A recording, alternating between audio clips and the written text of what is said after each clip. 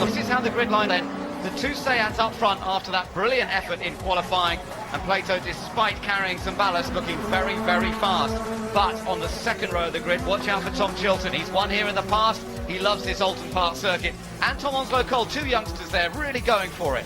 Fabrizio Giovanardi lined up on row 3 with Gordon Shedden alongside, and Shedden has won the first race of the day here at Oulton the last 2 years. Matt Neal, former double champion, lines up 7th ahead of Colin Turkington, first at the fast-starting BMWs, but he's got some work to do from there. 9th on the grid is Adam Jones, then it's Andrew Jordan, the youngster, going well in the John Guest racing car, and then behind them we've got Matt Jackson looking for a quick start. Stephen Jelly is alongside in the second of the Team RAC cars. All the BMWs slightly underperforming in qualifying. Jason Hughes went well in his MG, he's got a new engine in that car. Harry Volkar going well too in the Chevrolet Lacetti. He starts back on row 7. 15th on the grid is Mike Jordan. He lost his times for being under ride height initially in the first part of qualifying. And Stephen Kane, who was second at Snetterton, way down on the grid there in 16th place. His teammate is 17th, that's Rob Collard. 18th on the grid is Michael Doyle, the youngster from Scotland. And then behind those two we've got John George and Chris Stockton. Chris Stockton, local man, loves this Oulton Park circuit. Martin Bell starts 21st. Gareth Howell is back in the second motorbase car in 22nd place.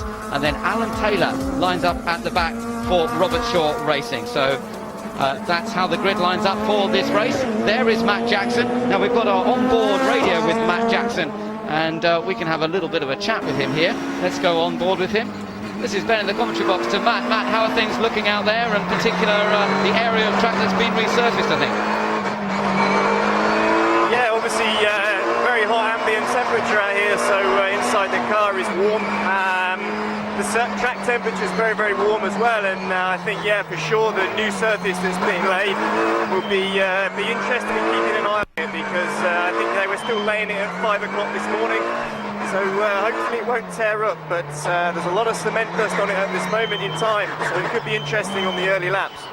Great, well, have a good one, Matt. Thank you very much. And there is Matt Jackson, Cheers, car guys, number 7, and he's starting in 11th place on the grid. Now then, Tim, talk to me about BMWs and qualifying yesterday. Why is the first BMW on this grid down in 8th place? Well, all the BMWs appear to be struggling for braking performance. They can't get the cars slowed down quickly enough over the bumps, particularly into the island hairpin, and they're also struggling for balance. But certainly the front-wheel drive cars, now the weather has got hot, will struggle with balance, but of course those diesel turbos will always have the strong engine.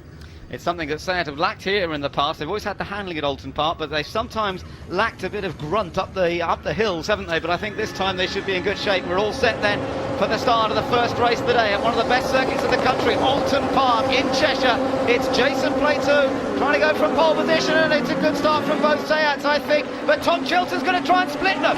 Tom Chilton coming between the two Seats in the Team Halfords Honda. He's got into second place. Giovanardi up into 4th place, but he got a little tap from somebody behind him. He's got ahead of his teammate Tom Onslow-Cole, but that was a great start by Tom Chilton. He's got ahead of Darren Turner. Honda's got a good engine, which is going to hopefully keep it in touch with the Seats. Conversely, a terrible start for Matt Neal, who also looked like he was out of position on the grid, so have to wait and see if he gets a penalty.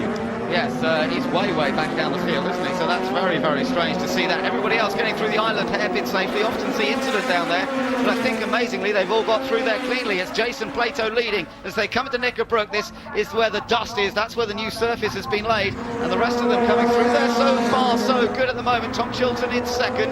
We gather there's a drive-through penalty for car number 4, Matt Neal. So Matt Neal, as you said, had a problem at the start there. So presumably he's sort of he had the problem you had. Maybe the clutch was dragging. Well, he lined up in the wrong place. He was okay. That's why I'm sure he's got the penalty. He then made a terrible start. He certainly gained no advantage from it, and now he's got a drive-through. But it was the lining up in the incorrect position that's cost him that.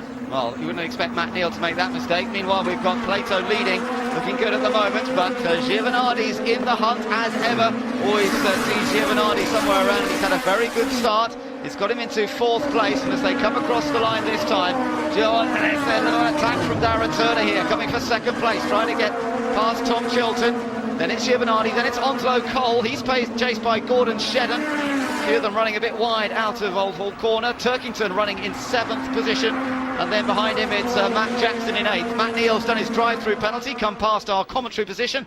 But up front, it's still Jason Plato with a battle for second here between the Team Halfords Honda of Tom Chilton and and on the outside Darren Turner in the green and yellow Seat with the series leader Giovinardi right there. Well, Chilton's forced into defending at the end of all of the straights, which is also hurting his lap times. Look, he's already defending. He's no choice as the Seat is quicker on the straights. Of course, this will bunch all the field up behind him, allow Plato to get away, and will almost certainly end in tears. That was our first close look at the track where it's been resurfaced. So far, so good. A little Giovinardi up the inside. He's got up the inside of Turner. Giovinardi's got a chance. He's got an opportunity to get past the second Seat, but can he complete it? I don't think he can. Darren Turner just manages to carry the speed up through Clay Hill and into Druid, this fast double apex right-hander, nearly 100 miles an hour through here, and Tom Onslow Cole has actually caught up to the back of Giovinardi, who kicks up the dust in the Vauxhall. It's all allowing Plato to make a break here as Tom Chilton tries to hold on to second from Darren Turner in third, Giovinardi in the first of the Vauxhalls. There's Tom Onslow Cole, the youngster who's won a couple of races already this year in the second of the Vauxhalls. Remember the third Vauxhall of Matt Neal, that's been in for its drive-through, and he's right at the back. Yeah, Jason Plato, don't forget, starting this race with the third maximum position penalty, 27 kilos. Darren Turner has no such penalty, so potentially is the fastest car in the race. That's right. Well, we're still in the early stages of this race, and remember, it is very, very warm here today.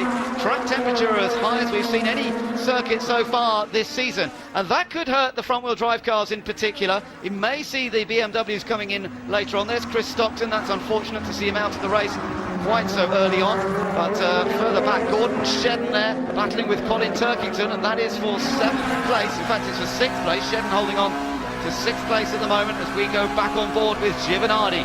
He's in 4th place and he's coming down the hill into Knickerbrook over the dusty section there, still tucked in behind Darren Turner. This is where he got alongside last time around, but he's not quite close enough to do so this time. Yeah, Chilton has managed to sort of eke out just a tiny gap on that last lap with Darren Turner with his mirrors full of Giovinardi. It just allowed Chilton to get a couple of clear laps, but look, Darren Turner's back on his rear bumper now.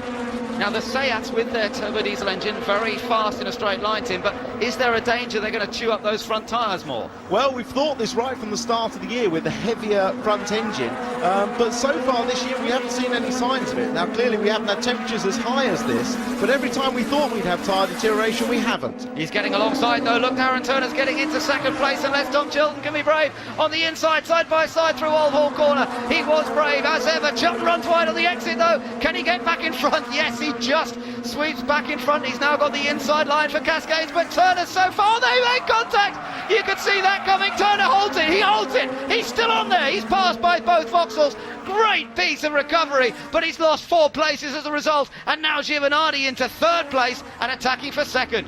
Well, Darren Turner there, he was trying to put the move into the first corner around the outside. He knew Chilton would try and outbrake him. He then tried down the outside of into Cascades. Did get a little way past, but if you watch, he's on the left-hand side approaching us here. Turner slightly in front. He dives for the inside, but Chilton's always going to try and get that place back. And then a fabulous piece of car control, which is not easy in a turbo diesel car. There you just see 2 into 1 will not go. Virtually parallel to the direction of travel there, Turner was. He did really well to hold that though, didn't he, through Cascades, and he's still in the battle there, but he's now slotted in between, he's just ahead of Matt Jackson, he's in behind Turkington, I think, at the moment, so he's lost a lot of places as a result. Jason Plato, though, going very well. He's got a new lap record as he continues to open up the gap over Tom Chilton in 2nd, Giovinardi now 3rd, Onslow Cole in 4th, and 5th position now for Gordon Shedden. Then 6th is Turkington, 7th Turner, then it's Matt Jackson in 8th position just behind them, and Darren Turner will try and pick up some places that were lost there on that last lap. Chilton still holding on to 2nd. Here comes Darren Turner having a little look down the inside, not close enough to get past the Team RAC car of Colin Turkington. Matt Jackson, ooh, had a really good run through there. Yeah, almost as though Turner missed a gear, because look, he's dropped back from Turkington and Jackson nearly ran into the back of him, so clearly some issue there, whether he hit the limiter a bit earlier than he thought, but interesting to see into the first corner, different lines. The BMW taking a much wider entry to maximise speed through the corner, the front-wheel drive Seat turning in nice and early. Yeah, absolutely. Well, Matt Jackson in the white BMW there nearly had an opportunity. Behind him, the silver and black car of Adam Jones going well. Leading independent in the race, though, is Colin Turkington, and he's running in 6th place. So these guys are all battling for points in the Independence Championship as well. Matt Jackson, Adam Jones, they're a little behind him currently as we chase after Darren Turner still in Matt Jackson's BMW. Let's listen to him. getting on the power early as he comes out of that Knickerbrook chicane. So crucial for good exit speed, and come up over the hill here and then up through the trees into this wonderful section of circuit, this Oulton Park circuit. We've said it before, but it is your favourite B road through the countryside. It is an absolutely superb track. Yeah, and a fantastic crowd here enjoying the weather and the close racing. Close racing, that is, if you're not Jason Plato. He's got a very comfortable, nearly 4-second lead. Yeah, that is comfortable in touring car terms.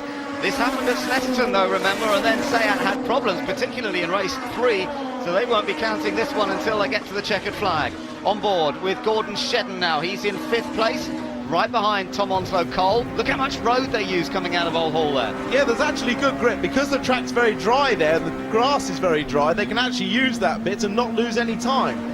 There was a big air of trepidation almost in the Seat garage before this race, because they knew once again, as at Snetterton, they've got the fastest 2 cars here. It's their race to lose. They don't want any more problems, either technically or with drivers or anything else, and certainly Plato's doing his half of the bargain, but Seat everything but confidence after the recent disasters they've had. And it's such a crucial stage of the season, isn't it? After this there are only 3 events to go in the British Touring Car Championship, and so this really could be the key point of the season. Just seen Alan Taylor come through the pits, so he's obviously got problems, or a penalty, I think it must have been problems, as the lead group still coming through. Gordon Shedden still involved in quite a tussle with Colin Turkington. Shedden in the Team Halford's car, Turkington in the Team RAC machine, and they're absolutely bumper to bumper as they head up in towards Druids Corner. Turkington looking for a bit of rear-wheel drive advantage. Now that the tyres are fully up to temperature, that's where perhaps the BMW may have the slight edge, driving through one set of wheels, steering through the other, unlike the front-wheel drive cars that have to do both up front. And Gordon Shedden really fighting to hold that place. Winner here at Oulton of race 1 of the day the last 2 years, but I don't think he's going to win this one. No, he's not going to win this one, but he's certainly got his mirrors full of the orange RAC BMW of Turkington.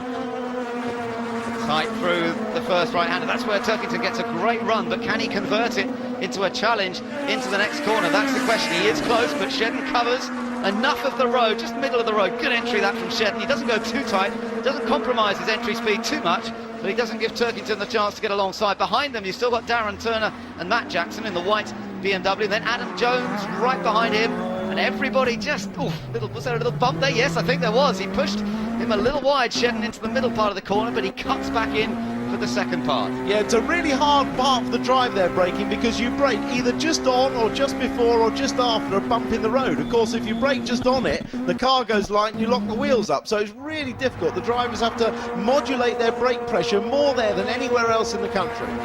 Tough challenge then, and it's also a possible overtaking spot, but with that problem with the braking, not going to be easy. The 2 Jordans are running together. Son and father is the way round. They're running there in 10th and 11th. Stephen Jelly is in 12th, and then Stephen Kane down in 13th. Rob Collard is down in 14th, by the way. So the motor-based cars not going quite as well as they were at Snetterton last time out. You're on board though with Gordon Shedden, still looking at Turkington, getting closer and closer, and he's having a little look into Lodge Corner. There's a lock-up on the brakes. He's got alongside fractionally, but is it enough? And don't forget, right behind them is Darren Turner with the power of the Seat Diesel, and he might be able to take advantage. Turkington gets past Shedden, and Turner's going to try and do the same thing into the first corner. Shedden could be hung out to dry here. Turner's got the inside line. Shedden runs wide, gets back on, and they're still. Oh, he's done it. He's through. I thought they were still side by side. No, there was only one place Shedden was ever going there, and that was on the grass, because, a bit of a slide there, because Darren Turner was down the inside right behind Turkington and determined to follow him through. But that was a good move by Turkington.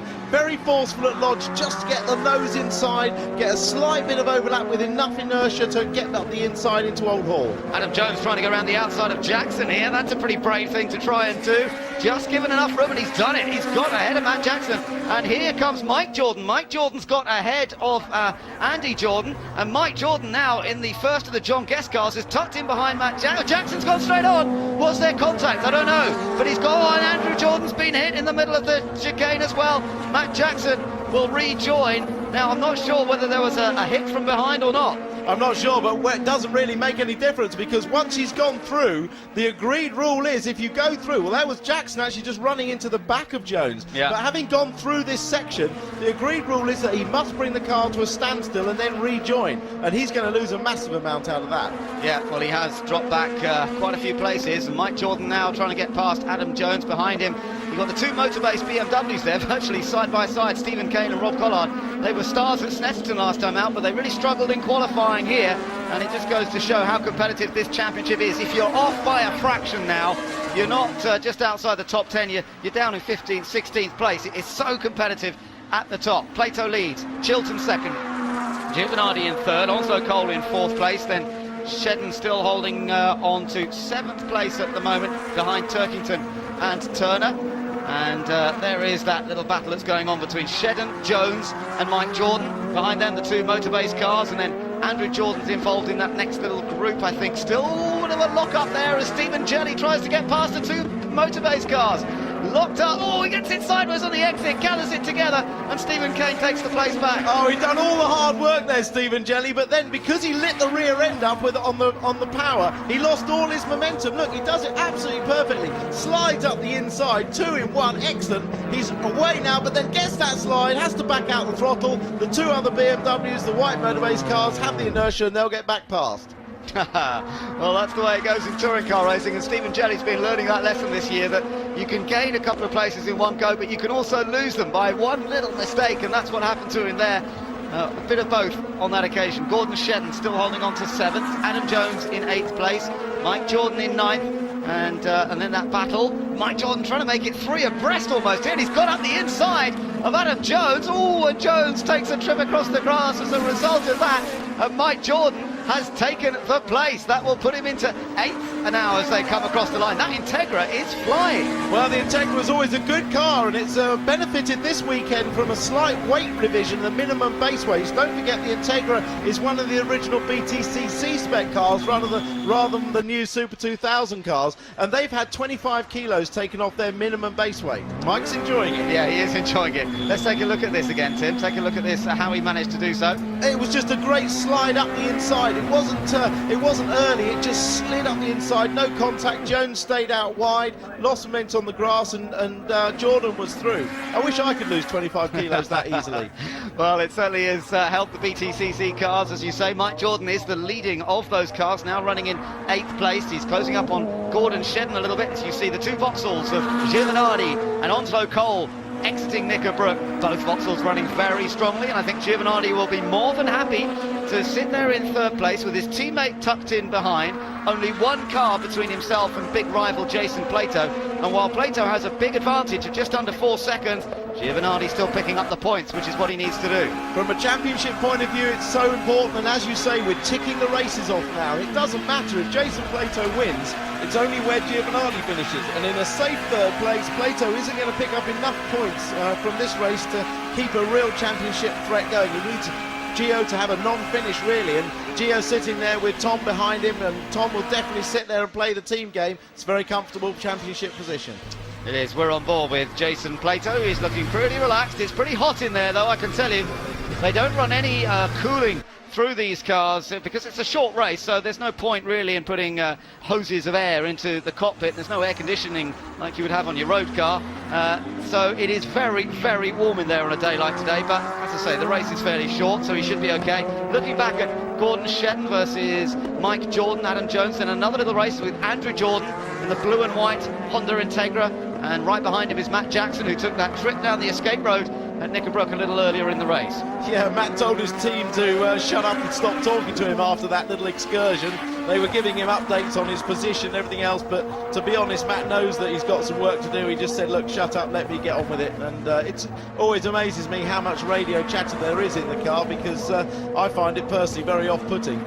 Well, he's certainly having to focus now. Having lost those places, he's right there with Andy Jordan, who makes a little mistake on the exit of Knickerbrook. Opportunity for Matt Jackson to get alongside, and he's done so. It's narrow up here when you're running at over 120 miles an hour, but he's through. He's got through on the inside, and Matt Jackson, that's the difference. You make one little mistake, and that's what Andy Jordan did. You pay the price, because Matt Jackson was through in an instant. Yeah, Andrew got wide onto the curbs. I don't know if there was a tiny, little side-by-side there behind. That's his dad trying to get past Gordon Shedden, I think. Mike Jordan side by side with Gordon. He's done it, hasn't he? He's got in front of him as they come up. Oh, no!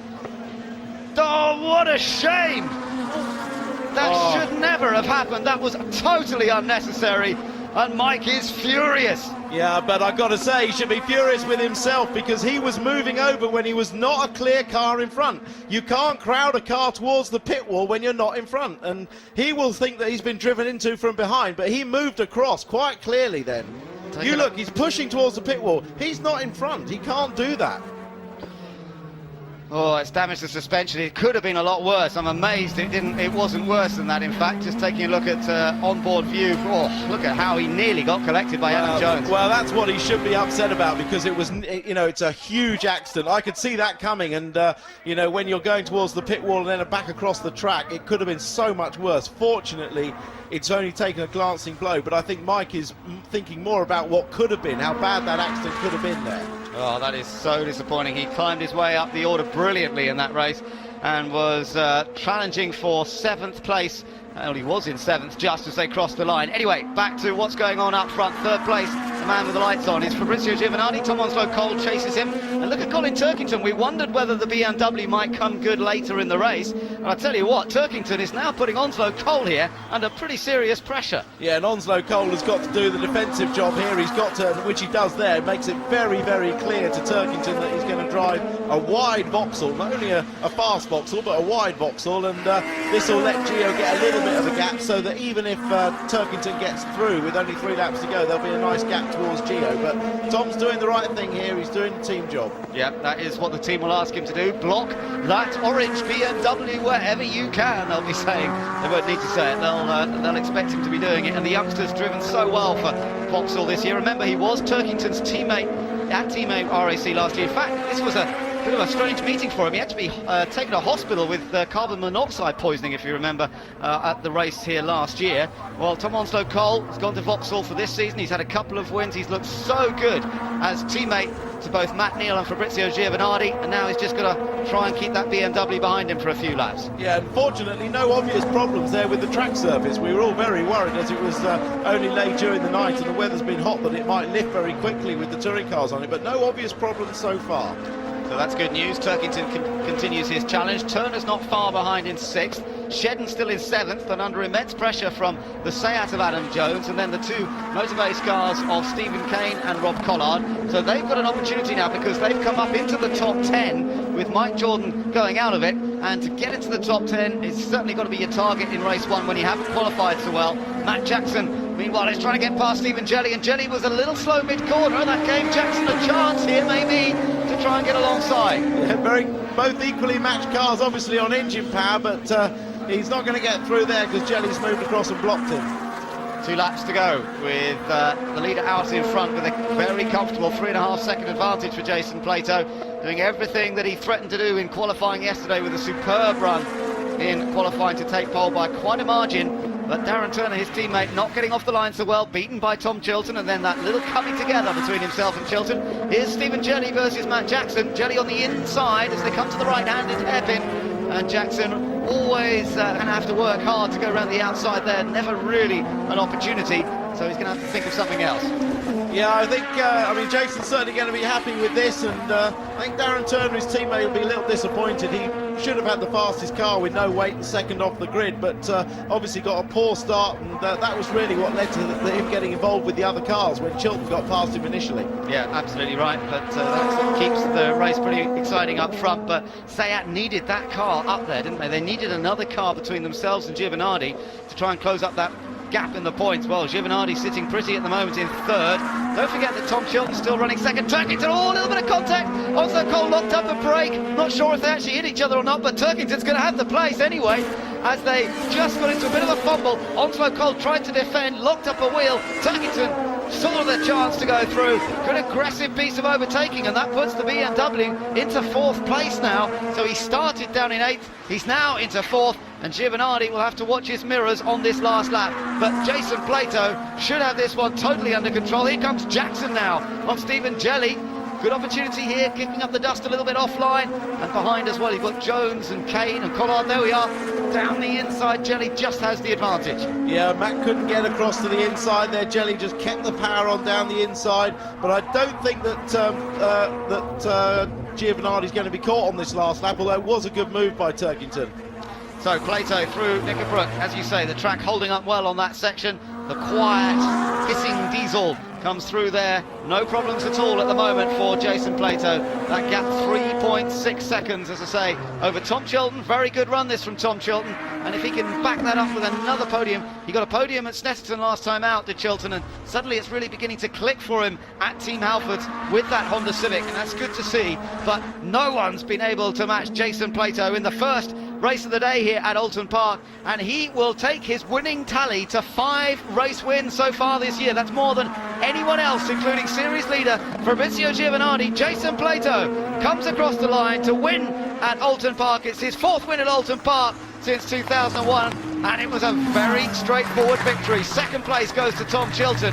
Fabrizio Giovanardi, the series leader, comes home in 3rd. Onslow Cole is beaten across the line by Turkington, so Turkington 4th, Onslow Cole 5th, Turner takes 6th place, and then Gordon Shedden finishes ahead of that next little group of Adam Jones, Stephen Kane and Rob Collard. So great racing throughout, and Jackson couldn't quite beat Stephen Jelly across the line either there, but Jason Plato delivered absolutely everything that Seat were looking for. Yeah, great drive by the top 4 drivers, actually. There's a very disconsolate Mike. I'm sure he didn't mean to do that. Obviously, he thought he was clearly in front when he pulled across. He knows the consequences in a front-wheel drive car if you do that, but he must have thought he was in front. But a great drive by the top 4. Plato, excellent drive, good start, carried the weight, did the job. Chilton, an aggressive start that gained him 2nd place ultimately. Giovanardi, a steady championship drive up to 3rd place. And Turkington getting something out of the BMW that started down on the grid. His race pace and overtaking excellent. Yeah, very good, as you say, to come through at the end there when the car was working particularly well, and that's going to help him in the 2nd race of the day. They will start race 2 from where they finished race 1, and that's certainly going to give Turkington and the BMW a big opportunity, because the rear-wheel drive off the grid here can often be instrumental. We saw it from Matt Jackson winning race 3 last year from 3rd on the grid. So let's take a look at that finishing result of the first race of the day. It's Jason Plato, the winner for Seat. Tom Chilton in 2nd, Giovanardi in 3rd, then Turkington in 4th. Onslow Cole beat Darren Turner, who dropped to 6th, having started 2nd. Gordon Shedden was 7th, ahead of Adam Jones, with Stephen Kane and Rob Collard, the 2 teammates, getting into 9th and 10th. Further down the order, Stephen Jelly just outside the points. Poor Stephen, I think he's had more 11th places than anyone else so far this year. Matt Jackson in 12th, ahead of Andrew Jordan and Harry Volkov. Matt Neal, who had that drive-through penalty for being out of position at the start, well, he was all the way down in 15th, and poor Mike Jordan, of course, didn't finish the race at all as a result of that accident. Now then, let's just see what that's done in terms of championship standings as well, because for Fabrizio Giovanardi, it's a 3rd place that keeps him well ahead, but it has put Plato into 2nd now. Matt Neal was in 2nd place coming into that race, but Jason Plato has now moved into 2nd place himself. Neal drops to 3rd, Turkington up to 4th place, and he won the independence class in that, so he'll have a greater lead in the independence category. Matt Jackson sits 5th, so he's dropped a place in the championship ahead of Tom Onslow Cole, Gordon Shedden, and Darren Turner, Tom Chilton and Adam Jones. Well, they've certainly started the aggravation early, haven't they, in race 1 of the day? But Jason Plato off to a great start here at a tranquil Oulton Park, and we'll hear how he did it in a couple of minutes' time.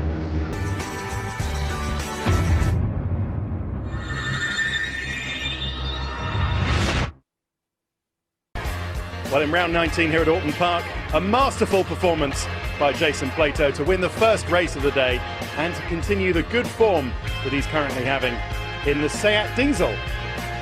And Jason joins me now. Well, I can say it's masterful because you're standing right next to me. Was it masterful, easy even?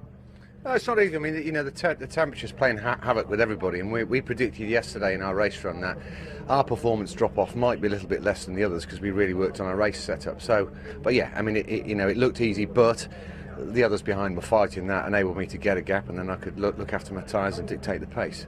So a good win, important one, but we've got 2 more races left to go. So do you really believe now that the progress that you've made with the Seat Diesel is now carrying on, and it's not circuit specific as many people were saying last time in Snetterton? No, I don't think it is circuit specific. We're where we should have been at the beginning of the year had we done some winter testing. So we found a few things out about how to make the diesel work. The chassis improved, and now we've got true performance and true pace. We're just starting at halfway through the year where we should be a little bit closer, but hopefully it might make a great fight with a crescendo in Brant at the end of the year, and hopefully I'll be the one lifting the trophy. But it's going to be tough. Fabrizio's a long way in front. Certainly will, and he was on the podium again today. You can never get rid of him. Scorchio out there. Have you not got aircon in that Seat? No, mate, no. We're, it's very hot in the car. I think 60 degrees C inside. And we've got a fan, but that just circulates hot air around. But it's better than nothing. But it's nice. The sun's out. The spectators are having a great time. There's barbecues all on the track. Okay. We shouldn't complain. We've got pretty good jobs. Okay. All right. Good stuff. Thank you very much, Jason. Of course, Jason will be on pole position for the second race of the day. But Janie's now down in the pits with some people who've been having a bit of aggravation. Janie, who have you got down there? Chilton and Turner. I've got Tom Chilton down here at the moment, Ted. Very hot, sweaty Tom. A very hot and sweaty Tom Chilton. Tom, you were first petrol car on the grid for qualifying, first petrol car on the podium. You said to keep it positive, so there you go.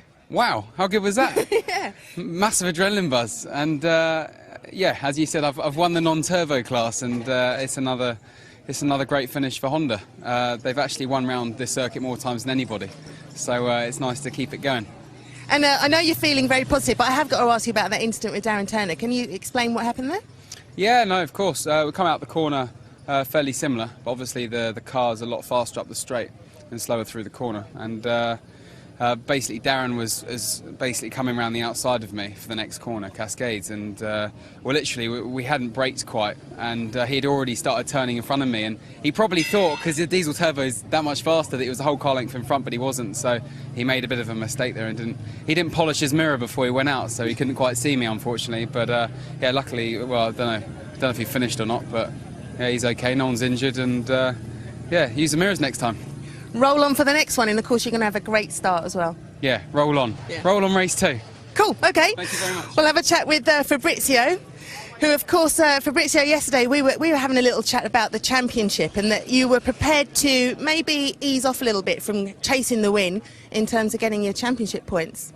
Be honestly, today I've tried to catch Jason, but I've seen him really fast and I had to fight with different cars in front, so in the end I just tried to have some points more, and then, okay, there was no way to catch Jason, but the next race will be different, I think, because the ballast will change, so we'll see.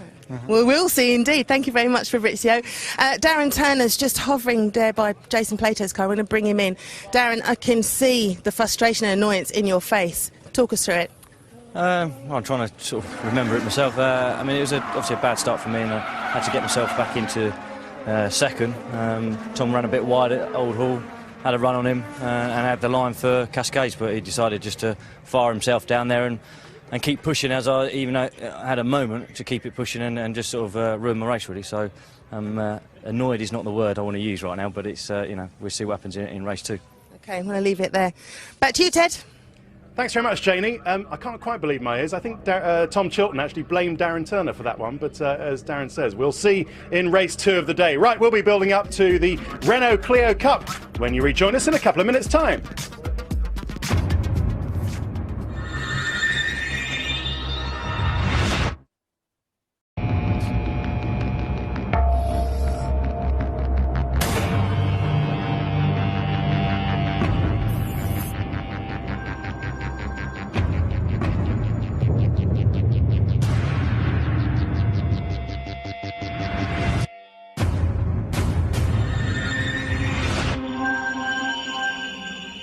Hello again and welcome back to a glorious summer's day here at Oulton Park. Now, before we get on with the action from rounds 20 and 21 of the British Touring Car Championship, just a reminder of what happened earlier on in the day. Well, it was Jason Plato in the Seat Diesel who won that one, moving into second place in the Drivers' Championship. And of course it means that Plato starts on pole position for that second race of the day, and we'll go over to Ben Edwards with the rest of the grid. So Jason Plato starts from pole position once again, trying to make it a double as he did at Snetterton, but Tom Chilton's alongside him on that front row for Team Halfords. On the second row, we've got championship leader Fabrizio Giovanardi with a slightly lighter car than he had earlier. Colin Turkington in the fast-starting Team RAC cars right behind him.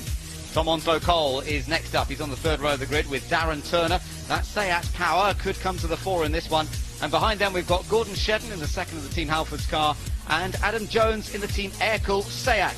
We could all do with some cool air today. It's hot at Oulton. Stephen Kane and Rob Collard line up together for the Motorbase team. They're on row 5 of the grid. And then behind them, Stephen Jelly and Matt Jackson. Two fast starting BMWs might be forcing their way through there. Then we've got Andrew Jordan on row 7 with Harry Volkard alongside in the Robert Shaw Racing entry.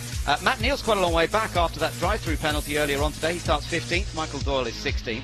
And then it's John George. He got a 10th place at Snetterton last time out. He might be struggling to do that from there. Martin Bell alongside him. He had a 10th here last year in his BMW. Alan Taylor and Mike Jordan. Well, I'm not sure we're going to see Mike, unfortunately. There might have been too much damage done to his car earlier on today. Towards the back of the grid then, Gareth Al, I think, might also be missing. He's had engine problems. So we've got Jason Hughes at the back and also Chris Stockton in the second of the BTCC Racing Seats. Okay, thanks very much, Ben. Well, can Jason Plato do the double? We'll find out when we've got all the best bits from round 20 in a couple of minutes' time.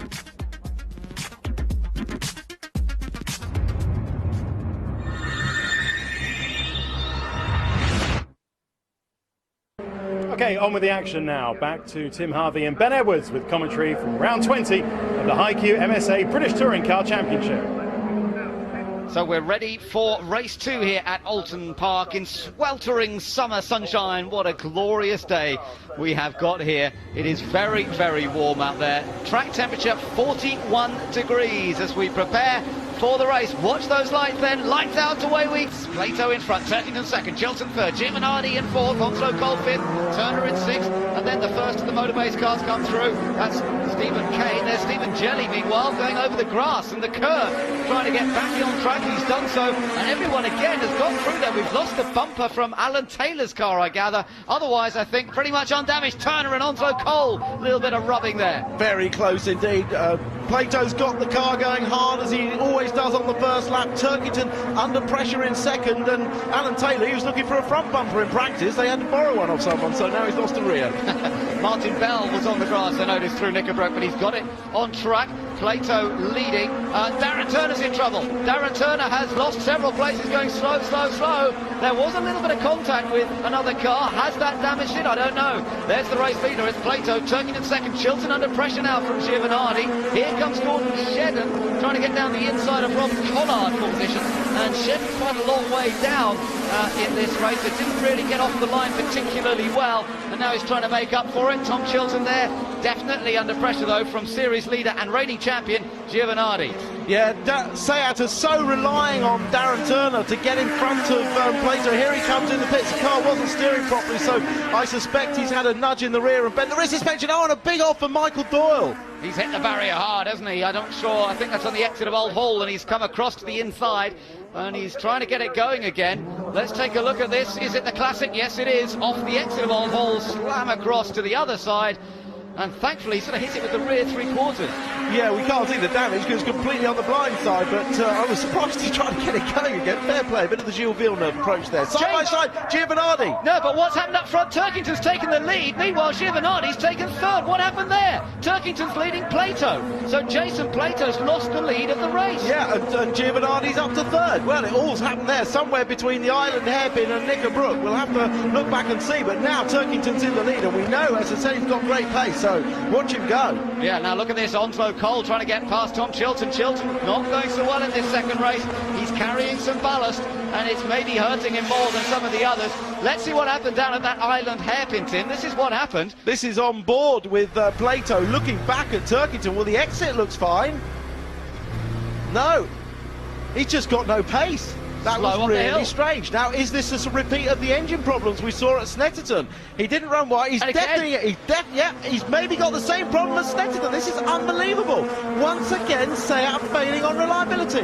This is remarkable. Jason Plato trying to keep the car running, but he's in real trouble here, and it's bunching everybody else up together as they try and fight away past. Stephen Jelly's the next one in the Team RAC guy. He sweeps around the outside. He's followed by Matt Jackson. Andrew Jordan's down there. Matt Neal all going past, and Jason Plato limping his way around. It's disaster for Seat for the second successive meeting. They had problems in race 3 at Snetterton. Now it's race 2. It's all gone wrong here at Oulton Park, but we've got some great racing going on here, and everybody jostles for position. and Gordon Shedden, Tom Chilton right in the middle of the mix. Shedden, though, right back there now with Matt Jackson trying to get past him on the run into Knickerbrook. Matt Neal's trying to go around the outside, and Andrew Jordan is on his outside and ends up on the grass. Well, of course, Matt Neal had to start 18th, I think it was, at the back of the grid because he had the drive in the first one. He's trying to fight through this massive battle with the two Motorbase BMWs going well again, Stephen Kane and Rob Collard. Plato's dropped way down the field. He's out of the points. Problem for Collard as well. He's dropping down now. What is going on? Normally, reliability is absolutely solid on these cars, but several people in trouble here. Collard definitely dropping back. Plato effectively out of the running, and there is Collard going very, very slowly. Let's get down to the pits and get some reaction from SEAT boss Scott Dennis. He's with Jamie. It certainly is. Scott, problems for you this weekend. Can you put your finger on it? Do you know what it is, or is he still not sure? Darren's problem was a broken front wishbone, and Jason's we're not quite sure. He's just coming in now. We're going to have a quick look if we can and try and get him back out, but it's not clear what the problem is. Okay, thank you. It's another nightmare weekend for SEAT, unbelievable. But for Vauxhall, things are looking very much better. Their man Giovanardi's running second. He's got his wingman Onslow Cole behind him. Chilton, meanwhile, is trying to fend off a very strong run this from Stephen Kane as his teammate Rob Collard is behind Plato in the pit lane. So two cars out on this lap by the looks of things, unless they rejoin. Down the escape road goes John George. He'll have to stop and then restart. Looks like he kept running there. And Chilton still battling with Stephen Kane. Stephen Kane loves this circuit. You were racing against him in Porsches here last year, Tim, and he went very, very well, didn't he? And he's looking to try and get past the Team Alfred's car. Yeah, that seems to always happen. The Motorbase cars find pace in the races. They aren't the best qualifiers, but they find great pace in the race. And Kane obviously looking to potentially perhaps even get a podium, but certainly looking to finish well up. But Turkington's got this well in control at the front, and Giovanardi must be just laughing his way to this championship as SEAT break down again. Yeah, it really is not going SEAT's way. This is the closest battle between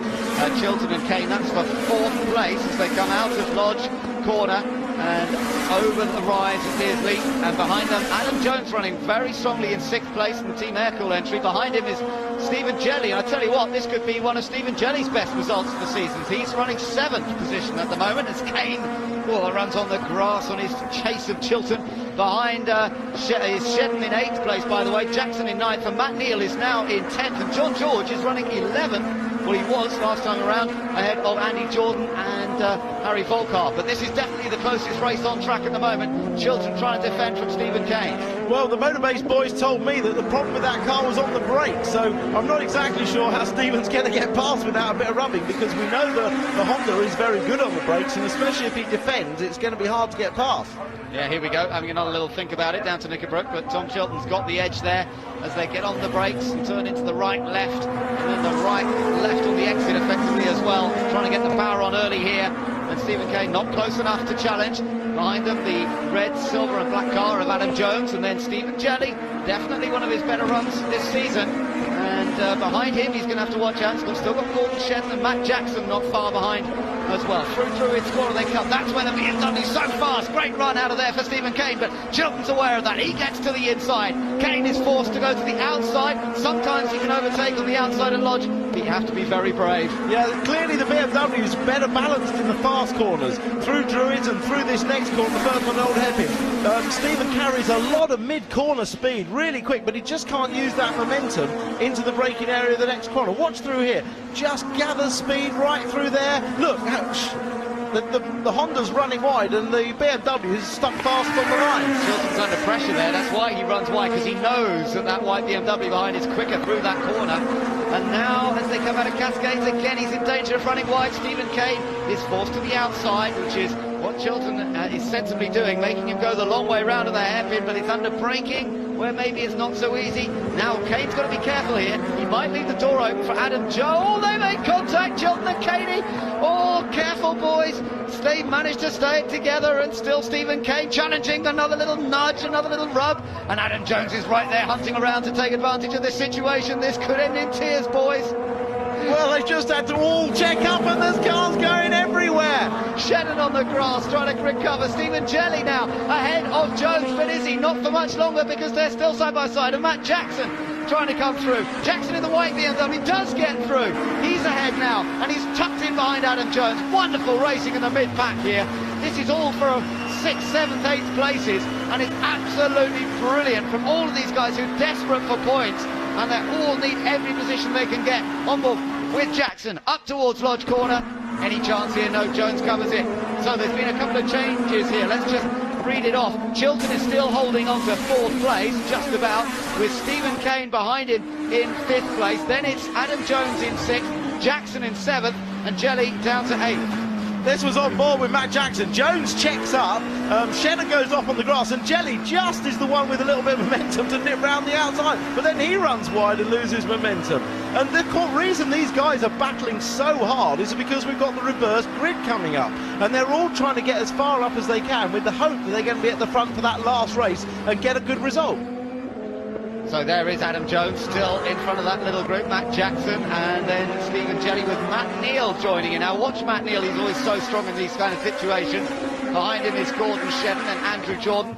Up front is still, and off's gone Alan Taylor, another bumper gone for Burton. So that might be his last. It might be. They won't lend him anymore. Lost a rear earlier on in this race, had a front go earlier this weekend. Run wide at Cascades, and it's going to be the grass that rips that off. Yep. Yeah, bouncing across the grass backwards, gets under the under and rips it off. Matt Neal trying to gain another place here on Stephen Jelly. Yeah, he's going to go through, isn't he? Because Stephen Jelly ran just a touch wide over the curb, and you make one little error and you lose one, maybe 2 places, because Shedden's now alongside, and Andrew Jordan as well. They storm past, and that's what Stephen Jelly has found this year in touring cars, the difference between racing this and F1. Kane through. Stephen Kane is through. He's past Chilton. That's the 4th. Great run there from Stephen Kane in the motorbase car. Remember what a fine 2nd place he had at Snetterton in race 3 last time out. Well, he remembered this time he's had to come from 14th on the grid in race 1, worked his way up, and now he's into 4th in this one. Yeah, he must have got a really good run through Druids and probably got up the inside right on the exit, and Chilton just couldn't move across on him. Great racing from the Northern Irishman. Let's see if we can see where things are going to go. Oh, Jackson had to take the escape road. Now that's interesting because he was sort of forced out there, wasn't he? Well, he was forced out, but also he didn't go down the escape road. And I think the regulation applies if you go down the escape road, not if you go across the grass. But, I mean, Jelly just launched it up the inside with the wheels locked, so I can't really see that it'd be fair to penalise him for Matt Jackson for going across the grass there. No, he had nowhere else to go, did he? Jackson appears over the hill. Kane in 4th in the white, red and black BMW. Chilton now in 5th. Adam Jones in 6th place, and now in 7th place is Matt Jackson.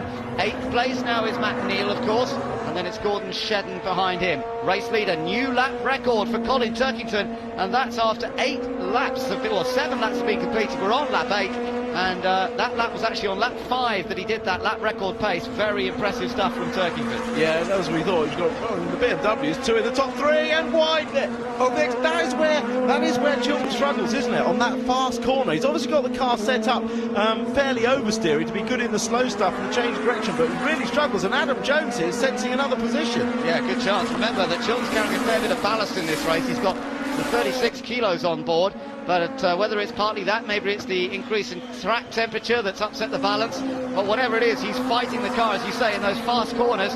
It must have been something similar that happened last time around when Kane got past him, and now it's Adam Jones on the attack, and the Solihull racer looking for a chance to get past Tom Chilton, who had a great podium finish in the first race of the day, but he's been struggling to repeat those podiums when he gets them in a second race on the same day, and he's under pressure here. The petrol-powered Seat on the outside, remember that both the diesel-powered cars have had problems in this race, differing problems. I've just seen Jason Plato rejoin the race, by the way, but he's obviously several laps down. They're just trying to get the car to run for race 3 later on today, I think. Yeah, I mean, we never did get an official statement about the problems, the engine problems that mysteriously affected both cars in the final race at Snetterton. Unofficially, I think it was either an injector problem or some problem with the engine mapping system, but it looked very suspiciously like a repeat of that. I mean, I have to give a great shout to Adam Jones. He's coming under big pressure from Matt Jones here on the approach to Druids, but Adam Jones is so careful. I mean, they run on a limited budget, the Air-Cool Engineering GL Asia team, very limited budget. He always manages to stay out of trouble, not damage the car. I hope I'm not jinxing him, but he's so impressive, and I'd love to see him in a works car next year. I know what you mean. He's actually finished I think he's finished every race this year. He did get an exclusion last time. I think the car was underweight, but he finishes so many races, that car, that's now fighting Matt Jackson off. We're talking about Adam Jones, and there he is, still just in front of Jackson. Oh, it's tight. He's run wide. Here's a chance for Jackson, but he's on the outside now. He'll try and switch to the inside, rubbing bumpers virtually there. And both of them ganging up on Tom Chilton again. Oh, this is wonderful racing between some of the youngsters who are trying to prove their names in touring cars. Here comes Matt Jackson, winner here last year was Matt Jackson in race 3 at Oulton Park. Can he get the car turned in ahead? Oh, Matt Neal's going to try and take advantage. Look at them all 4 together. Wonderful, wonderful racing. And now Adam Jones has got the inside of Tom Chilton as they come down the hill. This could be an opportunity. And Jackson will go with him. You watch. Jackson will try and push it. He's done it. Now, in actual fact, I think that Chilton just literally locked up and ran wide himself there. See, he came to a stop.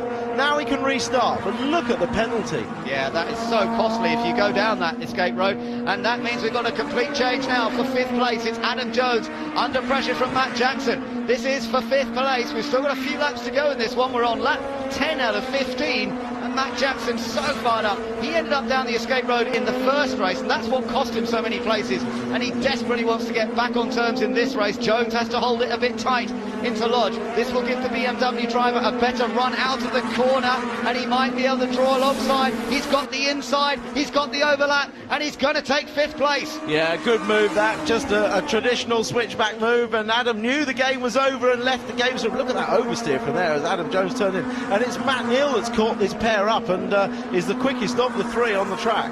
But again, intelligent racing from Jones. He didn't do anything silly there. This was before when they both ganged up on Tom Chilton, and they moved to the inside, and Chilton was the one that lost out in the end and had to go down the escape road. If you're in Chilton's car, in all honesty, you have to concede and just make sure you get in. But there's no touch there. Chilton, whoa, that was our camera gone on that pile of tyres on the inside there. Well, let's hope no more damage has been done. Turkington leads the race, but we're watching still the battle for 5th, with 6th now Adam Jones, 7th Matt Neal, 8th is the orange car of Gordon Shedden. Not really been able to do as much as we might have expected. There's the race leader, Turkington. Look at the lead he's got. Massive 5.5 seconds on the last lap. But don't forget, Giovanardi will just be stroking this one home, looking after the car. He's not worried about Turkington. He's not worried about winning the race. He's just going to take the points, look after the car. He's got race 3 to get to come, so he's very happy. Andrew Jordan's in the points. He's running 9th ahead of Stephen Jelly, who's now back in 10th place. He was as high as 7th at one stage, but his teammate there just coming up to lap Jason Hughes. Jason qualified pretty well yesterday. He's got a new, as he told me yesterday, new donkey in that car. He's got a new engine in that one. And he had a pit stop, actually. We saw him coming to the pits, didn't we, behind Jason Plater earlier. So he's running out of position. But he'll get a few lessons now from Turkington. Maybe he'll pick up a few lines that he can use in the next race. Former MG driver, of course, Turkington himself. Had a lot of success in the MG in his early years in British touring cars. Oh, Matt Neal here getting past Adam Jones, and he's done it. He has done it. So Matt Neal moves up into 6th place. So another aggressive move, as we always come to expect. But Adam Jones again, sensibly, he knows that if he's beaten, he's beaten. He doesn't try and hang on too long. Let's have a look. He ran a bit wide. He was definitely beaten then, wasn't he? Yeah. He beat himself, in fact. But you're right. I mean, we've seen some great racing from Adam. When he's overtaken, he normally fights right back. And look, he's back on the tail of Neal. But he manages to do it without damaging the car and finishes most races. And that's the sort of driving that the works teams are looking for. 2 laps to go then. We're on lap 14 out of 15. 2 laps remain. Gordon Shedden having quite a hard time of keeping Andrew Jordan behind him here. Andrew Jordan actually had a run in one of those Team Halfords cars recently at Snetterton and thoroughly enjoyed the experience. And I think he's proved to a lot of teams up and down pit lane that he's a potential star of the future, a bit like Adam Jones is. Yeah, I think Andrew's probably got his eye on one of those seats for next year, potentially in one of those cars. So maybe you won't want to be too aggressive with Gordon. Well, of course, it was Mike Jordan, his dad, and Gordon Shedden who came together in the first race today, and that's why we don't see Mike Jordan in this race, sadly. The damage was too severe. Yeah, well, we hope they can get it out for the last race, but it looks like some chassis leg damage perhaps on the front, which is very difficult to repair here on site, even with welding and jigs. Stephen Jelly right behind them as well, so this is the bottom end of the top 10. As you mentioned, any of these guys could end up on pole position with the reverse grid draw coming after the race. Michael Doyle into the pits. That's a shame, the young Scot not having such a successful weekend. He was very good at Snetterton, Impressive performance at Croft as well to get into the points, but things haven't quite gone his way this weekend. Well, unsurprisingly, really, because he put it in the wall, didn't he? That's right, yeah. Backed it into the wall fairly heavily, but his team probably just checking the car. But look, you see, Adam Jones is still fighting with Matt Neal, and here he goes. Oh, He's fallen back. wonderful. Fantastic, brilliant move, absolutely brilliant. Clean, positive, determined, and absolutely excellent move from Adam Jones to retake that sixth place. So well done to him. Turkington this with a, look at it, nearly 7-second lead now. Yeah, it's fantastic. I mean, he's driven a copybook race, made a perfect start, pushed through when he could, and has clearly had the pace with fastest lap as well. He'll be very pleased with this. He will be, and rightly so. A man who enjoys gardening when he's not driving a touring car. That's what he'll go off and do tomorrow. Yeah, no, honestly, he gets in his pickup truck, chucks the strimmer in the back end of the pickup truck and goes off, does a bit of strimming. He's as happy as Larry doing that. He can come and do my garden all day long. But it's a very different lifestyle he enjoys when he's not in his race car. I tell you, he's as aggressive as they come, he's as determined as they come when he's behind the wheel. Yeah, I'll sit and enjoy a cold beer and read the paper while he cuts my grass. That'd be excellent. Well, you never know, you might be up for it. But at the moment, what he's focused on is winning this race. He's coming through Druids, the double apex right-hander, and no problem at all. The car looks absolutely stable. No problems, unlike Sayat. Sayat again have had a nightmare race here after the problems at Snetterton. They've suffered at Oulton Park, but no such troubles for Team RAC and for Colin Turkington. It's win number 4 of the season for the man from Northern Ireland for Team RAC, and across in second place it's going to be the championship leader Fabrizio Giovanardi, who again picks up the points. Matt Neal trying to come back at Adam Jones there. I don't think he's quite done it. Meanwhile, Gordon Shedden trying to keep Andy Jordan behind. Those two are going to finish pretty close, but it's Giovanardi second, Onslow Cole third, Stephen Kane fourth, Jackson fifth, Jones at sixth, then Matt Neal in seventh, with Gordon Shedden finishing in 8th place, Andy Jordan in 9th, and Stephen Jelly in 10th place. So Jason Plato's misfortune is Colin Turkington's advantage, and he comes through to win the second race of the day here at Oulton Park. From Fabrizio Giovanardi, great points there, and Tom Onslow Cole comes through in the other Vauxhall Vectra in third. And Colin Turkington is with us now. Colin, congratulations. I bet you couldn't have believed your luck when Jason pulled in, but it was all born from a good start.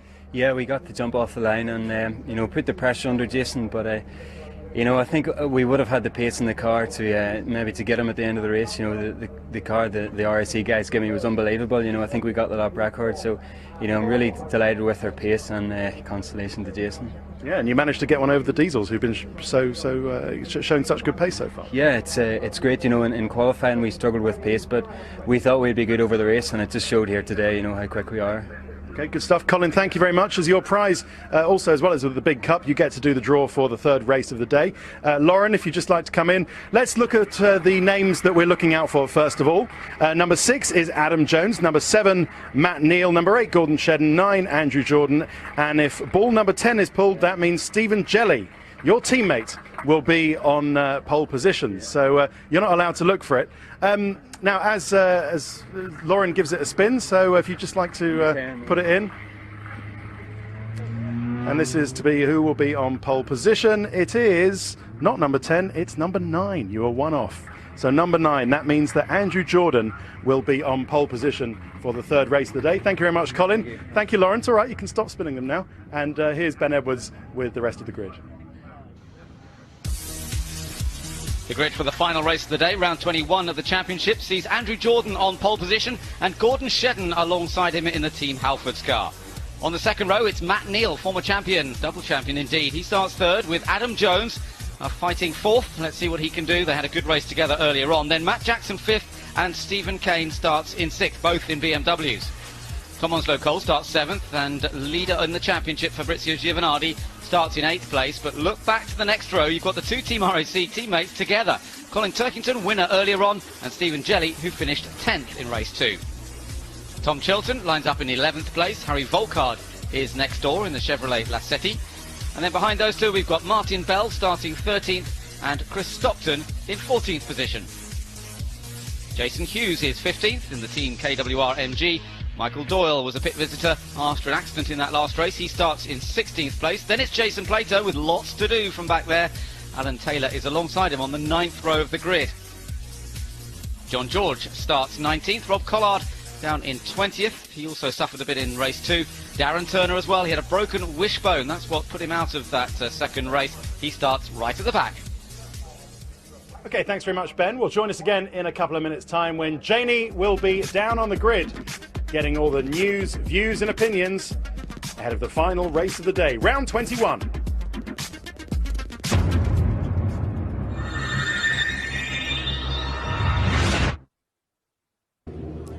Welcome back to Oulton Park, where the cars are just about to line up for round 21 of the British Touring Cars. I've been joined by Mike. Well, your boy's on pole, which is fantastic. You've had a not-so-great weekend.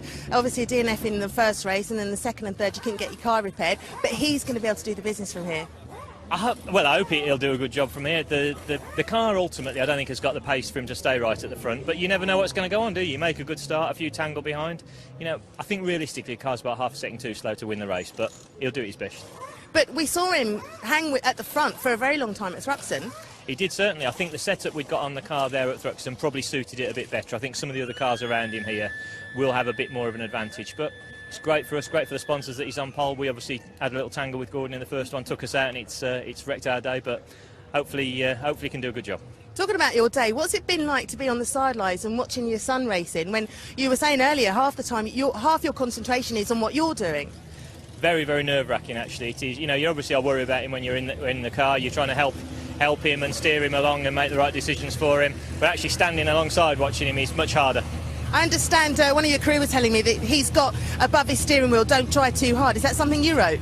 Yeah, it is, because it's the one thing that, certainly at the start of the year, he was tending to probably overdrive the car a little bit and just putting too much effort in. Probably from his rallycross last year, where you're always chucking the car around sideways, and so we just wanted to calm him down a little bit, but he's learning well. He certainly is. Let's see if we can have a quick chat with the man on pole, Andrew Jordan. Andrew, looking forward to this one. Perfect place to start. Yeah, we're in a good position. We had, I've started off pole before at Thruxton. We ran with them, ran with the front guys. I can't say I'm not a little bit nervous, because I am, to be honest. But try and make the most of it and have some fun. Okay, enjoy. Let's see if we can move back to Matt Neal. Now, you may remember if you watched the first round. Whoops, let's see if we can sneak through all these people. The first round, he actually got a drive-through penalty because he pulled up at the wrong spot on the grid. Oh, it looks really cosy in here. Can I sneak in? Can I get the... Thank you very much, Matt. Just talking about your drive-through penalty, how did you manage to miss your grid spot? Were you looking at the wrong girl? We're so far down in here that we can't see the grid positions like you can on an F1 car. So we have to put marker points. And there was a little bit of confusion on which was my marker point and which was Fabrizio's, so that was where it comes in. I was speaking to Simon, your engineer, and he said you could win from here. Can you do that? The car feels good in the second race, and with some clear air in front of us, I think we can have a good crack. Okay. Hopefully. Best of luck. Well, we're just about to go to a break now, so join us in the sunshine here at Oulton Park for round 21 of the British Touring Cars. Plenty of early evening sunshine still around up here in the northwest as we get going with round 21 of the British Touring Car Championship in the company once again of Tim Harvey and first Ben Edwards. Thanks very much, Ted. Well, we're enclosed in a little metal box down at the end of the pit lane with our view, but the people out there really enjoying the sunshine, and it's fantastic. Tim, it's been a wonderful atmosphere this weekend at Oulton Park, hasn't it? Yes, there's been a lot of beer, water and sun cream consumed this weekend, although in true British style. There's quite a few red bodies around there to see, an ice cream there and a handkerchief on the top. Very British crowd, British. But they've stayed till the end because they've seen some great racing, and I'm sure this third race is going to be a thriller as well. Well, let's see how they line up for this one. It is Andrew Jordan, the youngster, who's on pole position. He's been here before. Let's see how long he can stay there. Gordon Shedden alongside, and then Matt Neal and Adam Jones on row 2. Matt Jackson in the BMW, and Stephen Kane also in another BMW in 6th. Then it's Tom Onslow Cole and Fabrizio Giovanardi in the 2 Vauxhalls. The 2 Team RAC cars of Turkington and Jelly, and then Chilton and Volkard on row number 6. Behind them, we've got Martin Bell and Chris Stockton. Jason Hughes and Michael Doyle are on row 8. Jason Plato starting 17th after those problems in race 2. He's got lots to do here. 18th is Alan Taylor. And then towards the back of the grid, we've got John George, Rob Collard in theory, although we think he's still changing an engine, and Darren Turner, who has to start right at the back of the field. So that's how they line up then. They're about halfway around the track. Let's see if we can get a little chat with Matt Jackson. Now, he's starting from 5th place on the grid for this one. This is Ben in the commentary box to Matt. Matt, how are things looking out there at the moment, and what are the prospects for this one? It was pretty warm, guys. I don't know, really, the reverse grid. We're the same position as where we started the last race. Obviously, different guys in front, but we've got a very quick race car over a distance. So, as long as I can hook up the start, then there shouldn't be too much of a problem. But let's hope so. Okay, Matt, we'll have a good one, and we'll keep an eye on his progress throughout that. There he is, starting in 5th place with Adam Jones just ahead of him. They had a great dice in the last race, didn't they, the two of them? Both youngsters, both really trying to prove themselves to the manufacturer teams, Tim. So an important time of year from that point of view, isn't it? Because people are beginning to think who we're going to have in our lineup for next year. Yeah, 3/4 of the way through the year, and the big teams are starting to think, well, who's impressed and who's worthy of a consideration, and perhaps which drivers haven't come up to the level that would have been expected of them. And certainly the young guys like Jackson and Onslow Cole, who's done brilliantly, Stephen Kane, and as we've said many times, Adam Jones really have been the stars of the young crop. Well, let's see what Andrew Jordan's going to do. The youngster himself in his first season of British Touring Cars, but he's been on pole position before, was so impressive at Thruxton, running up there with the front runners. But as we know, and as we heard from his dad Mike, it might be a little more difficult here to achieve that at Oulton Park. Nonetheless, that 25 kilograms, the BTCC spec cars, which is what he's driving, definitely seem to have helped them this weekend. Yeah, and let's not forget that race at Thruxton where young Andrew was absolutely on it. I remember him sideways through Church, so he'll be giving this a real good try. But he's got some very fast cars with very little weight right beside and behind him. Gordon Shedden there, and let's see what he can do from the outside of the front row. He's had a bit of a disappointing run. He was very disappointed with himself after Snetterton when he was in some good positions there and just made a couple of little errors. It could be his chance to come back. He's won here at Oulton in the last couple of years. Hasn't won one yet today, but there's a good chance. I can tell you that Rob Collard's just making his way down to the end of the pit lane, so they have got his car done just in time, and he'll start from pit lane. Right then, all set for the fun and games to get underway here in the final race of the day at Oulton Park in brilliant sunshine. Who's going to set the world alight in this third and final race? We're about to find out. Andrew Jordan. Well, the lights haven't come on. I have a feeling that there could be a problem with the lights. Delayed start. It's definitely a delayed start. Yeah, we've got a yellow flag. Whether somebody's had a problem on the grid, so the engine's being turned to switch off, and they'll have to do another formation lap before we get the race underway. Yeah, look at that. Darren Turner at the back. He's starting on the hill. Yeah. So that's not easy. He's got to hold the brake on as well as get the revs right. Yeah, that's not easy at all. Start rolling backwards. Look at that. It's a great angle of it from our camera position there, just up on the outside. So Darren Turner's going to have to balance throttle and revs a little more differently to the others who are at the top of the hill. So a little problem there, slight start delay, and we will see the cars have to do another formation lap. So a bit of a nerve-wracking time for Andrew Jordan, the youngster, who's got to deal with a different situation. A little bit of a look underneath Gordon Shedden's car. I don't know if there was potentially any problem. And there's Chief Scrutineer Peter Riches, just giving some indication to some of the drivers as to what's going to happen next. There's Rob Collard's car. Yeah, he had an oil leak, an oil seal gone in the second race. We saw him pull off when he was running very competitively, and a very good work by the motor-based crew to get that changed, and he'll now start from the pit lane at the back. Right, let's try again then. Hopefully in a second or two we'll see them waved off on the formation lap. Maybe that they reduce the number of laps by one in this race as well. It's due to be a 15-lap race, but it may well be reduced. Yes, it has. It's just been confirmed on our timing screens. In fact, it will be a 14-lap race now. And there we are, back on board with Gordon Shedden in the Team Halford's Honda Civic. They've had one victory. He's had one victory so far this year, but that seems a little while ago, early part of the season, and it's about time, I would think, that this former champion team takes another win. Towards the back there's Chris Stockton. Well, he appears to be the one with the problem, because the yellow flag is there and Peter Riches is there, so that's why Peter will wave the cars behind round him, and whether they'll move that car then quickly when the others have gone, or whether they'll push start it and he'll start from the back as the cause of the delayed start, I'm not sure. Marshall's into action very quickly to get that car away. Well done, boys. It's a bit hot out there, but there's plenty of them on hand. And the volunteers in Motorsport Stand, I think, doing good business here at Oulton Park this weekend. It's always great to get involved in motorsport, and marshalling is one of the best ways to do it. So come along to the races, see those Volunteers Motorsport guys, and they'll get you involved. Yeah, they certainly good, and they do a fantastic job, and they're in their overalls all day long. We only have to wear ours for a short while, but shame for the BTC racing crew, because they lost the other car, Gareth Howell, earlier with an engine problem, and that means they're not going to be represented in this last race. Yeah, that is a great shame. They're having a tough time at the moment. Talked to Bert Taylor, the team boss, and he says, what do I have to do to get this right? Yeah, one quick thing, because of that delayed start, Rob Collard was actually allowed to join on the tail of the field here at the formation lap, so he won't start in the pit lane. He will actually start at the back of the grid next to Darren Turner. So he'll be on the hill as well then. So, that's good news. At least Rob Collard's got a better chance. Yeah, and he'll have had a warm-up lap for his tyres as well. Good. So Andrew Jordan leads them down towards Knickerbrook, where there were concerns about the track, but it's been pretty good here today. It was resurfaced overnight, and it's held up remarkably well, despite the high temperatures that we've had. We saw a track temperature, didn't we, just a little while ago. It looks about 3 degrees lower than it was for the second race of the day, but it's still very warm. It's still very hot. The ambient's still at 28 degrees, so inside the car, you know, right up to 100-odd degrees, a real oven situation. So they'll be quite glad it's a couple of laps less. Yeah, that's right, they will.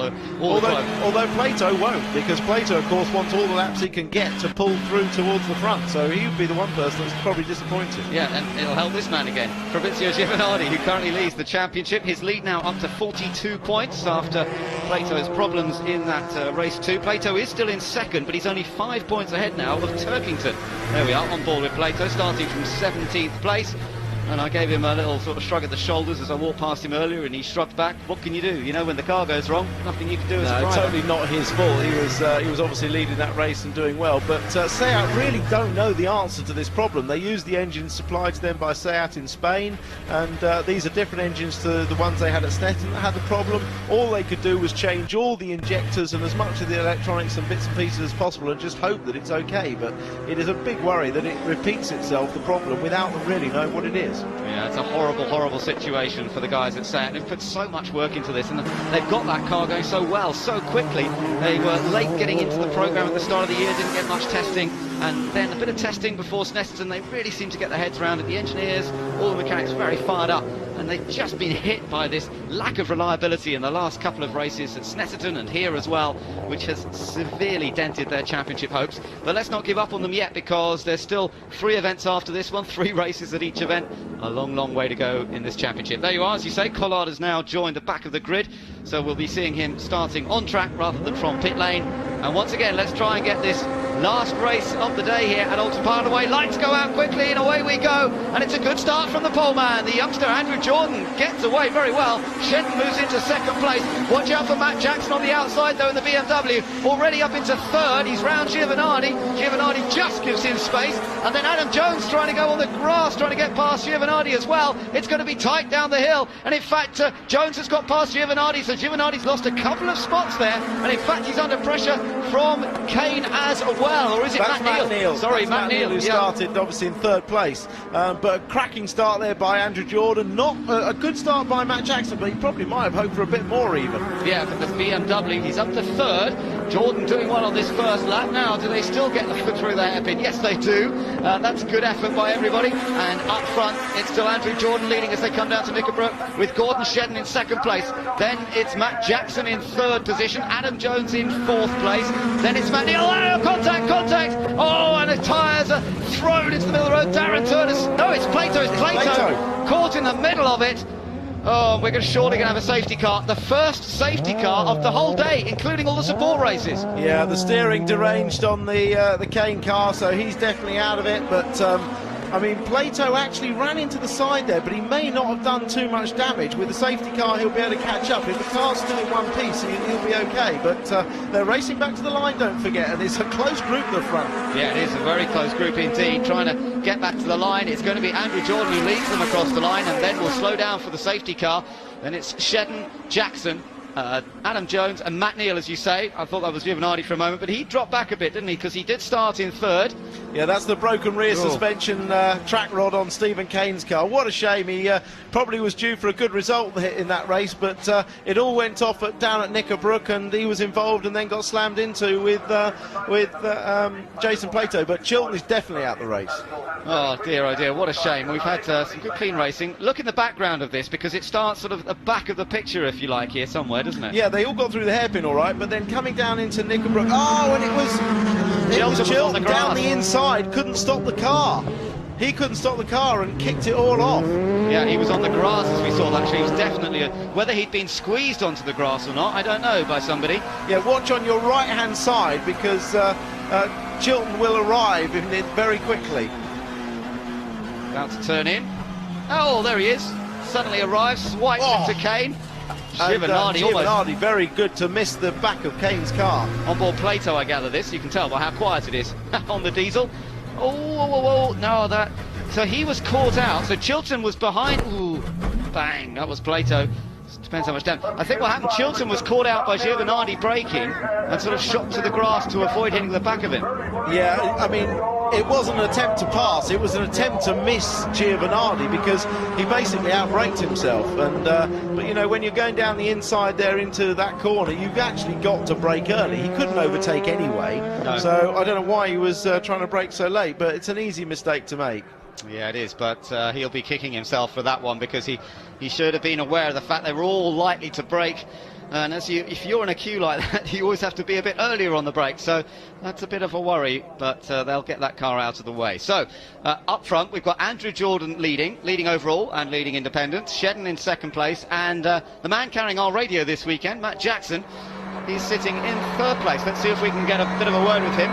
This is Ben in the commentary box to Matt. Matt, that was a pretty good start, and you're in potentially a very strong position now, aren't you? Yeah, it's a good start, guys. Obviously, we've got Andrew and Gordon in front of us, so we're kind of expecting that as the race goes on, the front-wheel drive cars are going to lose front-end grip. So, yeah, so far so good. Okay, well, we wish you luck on the restart and hope it all stays clean. And he is holding on to third place at the moment. Adam Jones sitting in fourth, with Chilton's car being muscled out of the way now rather than towed out of the way. Look at that front wheel damage, that's pretty severe. Yeah, Jason Plato has gone through behind the safety car, so presumably his car is running okay. Otherwise, I'm sure he would have pitted, because they might be able to work on it under the safety car. But he's resumed, so he's still going. Jason Hughes is in an excellent seventh place, but we've got Janie down in the pit lane. Well, Stephen, can you actually remember what happened? Was it just a case of being battered and battered and battered? Basically, that's it. Turning into the corner, I knew that Colin, I think, or Stephen was behind me. Turned into the corner and somebody came in far too fast, whoever it is. I would love to know who it is, because they've just destroyed the car and any chance the team has of getting a result. So, but that's touring cars. We'll just have to come back stronger at Knockhill and try not to go off and get more results. When you say coming back stronger, you have been strong lately. I mean, you had a fantastic result at Snetterton. You finished fourth last time out. You got stuffed a little bit with the reverse grid, didn't you? Yeah, well, stuffed a little bit, but not too bad. We started sixth. We started the weekend in 14th or 15th. So, you know, we came to this track with no knowledge of the track again with the car. And we progressed throughout the weekend, and we got it up to fourth, and then we started sixth. And there could have been a real result there, but, you know, some people go mad in the last race. So, you know, we'll have to sort of concede and sort of build now for the next race at Knockhill. Okay, see you next time out. Thanks, guys. Thanks, Janie. The safety car lights are out now, so it looks as though we're going to get this race underway in just a moment or two's time. And Andrew Jordan will be trying to lead them again. Yeah, and Chris Stockton did get out from the pit lane. If you see, he's just coming around to your shot in the BTC say out there. So he did get out, so we have got a representative. Excellent, well done. That's good news. Quickly running through the top 10 as we get ready for the start. It's Jordan from Shedden, Jackson third, Jones fourth, then Neal, Turkington, former winner earlier on today, sixth, Hughes seventh, Giovanardi eighth, Turner ninth, and Volkart going well. He's up into 10th place, just ahead of Michael Doyle. Here we go, all set for the restart, and Andrew Jordan once again blasts away. Good restart from the youngster. Not showing any of his lack of experience relative to some of these other guys. He's on colder tyres, so let's hope that they've all got their tyres kept them up to temperature here. Little battle going on further back as Alan Taylor is passed by Rob Collard, who started at the back, remember, and that puts Collard now into 13th position. But it's still down the hill. It's still Andrew Jordan leading this race under a bit of attack from Gordon Shedden. Oh, and Stephen Jelly's had a spin. He was towards the back already, and unfortunately that's dropped him even further back. Yeah, that looks like on the exit of the old hairpin, he's turned the car around, maybe got on the grass and just spun it round, but he's rejoined anyway, so he's doing the race. And Turkington doing well. Don't forget, Turkington's carrying full ballast in this. Yeah. He's winning the last race, but he's still making progress. Yeah, he's got past Matt Neal there, so that's a gain for Colin Turkington. It's still a good race behind him, though. Matt Neal's right there, so's Fabrizio Giovanardi, then Darren Turner, Jason Hughes, there's Jason Plato coming through the chicane, so it looks as though that car is running all right, but Turkington's just lost what he gained. Yeah, he made a mistake there, perhaps picked up some dirt on his tyres through that chicane and just ran wide, and he's lost 2 places. 3 places, I think. He's lost Neal, Giovanardi and Darren Turner have all got past him. Now this was his teammate. What happened on the restart for his teammate, Stephen Jelly? Oh, contact with Chris Stockton. Yeah, that was a typical rear-wheel drive car, not able to save a bit of contact at the front. The rear steps out, no way of doing it. A very disconsolate Tom Chilton walks back. Yeah, great shame for him. Day started well with 2nd place, but the battle for the lead is on, and it's Gordon Shedden who goes to the inside. Andrew Jordan just cuts into 2nd place. Clever there not to lose 2 places in one go. It would have been easily done. And Andrew Jordan now under attack from the BMW of Matt Jackson. It's Gordon Shedden for Team Halford who leads the race. Andrew Jordan doing his best to hold on with the leaders, but Matt Jackson pushing on. He wants another race victory. Started the weekend poorly, but he is very good at climbing back in the latter stages. Remember Snetterton last time out when he won race 3, and he's putting Andrew Jordan under pressure here. Yeah, and Adam Jones just sitting there waiting to maybe pick up some pieces or an opportunist move if Jackson makes a go on Andrew Jordan, and who should obviously crop up in 6th place, but Giovanardi. Yeah, he's still there. Oh, and off now is Jelly. He's gone off the road at Cascades, I think, and he's gone a long way off. He's having to recover from miles away. So it's Shedden from Andrew Jordan, from Matt Jackson there in car 7, followed by Adam Jones, who's now under a bit more pressure from Matt Neal. Those two had a very good dice, didn't they, in the previous race, so they're going to start that one again. On board with Jackson, up under the trees, up to Druid's Corner, sitting in 3rd place at the moment, but the leaders are not getting away. No, they're not. I mean, this is an opportunity, obviously, for Shedden to put the foot down and try and get a bit of a gap while perhaps the slightly slower Jordan is behind, but Andrew Jordan's tenaciously hanging on. Jordan there, just ahead, lifts with a fair bit of oversteer with the car, back in, moves around a lot. He's quite happy with that, quite confident with it, and he's maintaining good pace here at the moment. Shedden, fastest car at the moment, although actually Matt Neal's just taken that off him as they've gone across the line, so Matt Neal at the back of that group, actually the fastest car on that lap. Then it's Giovanardi in 6th, Darren Turner 7th, Colin Turkington now 8th, Jason Hughes in a good 9th, Harry Volkard in an excellent 10th place. Off Alan Taylor's gone, he's done another bumper. Oh goodness, well it's a good job he's got 3 weeks to repair the car and get some new parts before Knock Hill. Yeah, he's been through a few bumpers this weekend. Adam Jones having a little think about getting past the 3rd place man there, Matt Jackson, but he's got Matt Neal on his rear bumper, with Giovanardi watching all this from not far behind. That was the spin. How hard did he hit? Well, the tyres absorbed most of it. Not too bad, but I don't think there's much strength left in the back of that car. It's had a few, I think that was mostly tank tape holding that one at the back before we started. Yeah, looking back from Matt Jackson, you're looking at 4th place man Adam Jones. He's still got Matt Neal tucked in behind, and then Giovanardi. Then in the background it's Turner, 7th place. Plato took fastest lap in the end on that last lap. He's still running down in 14th place is Plato, but don't forget Jason Plato. We know how quick that diesel car is. He was so fast in qualifying, and we'll see whether he can move up the ground at all.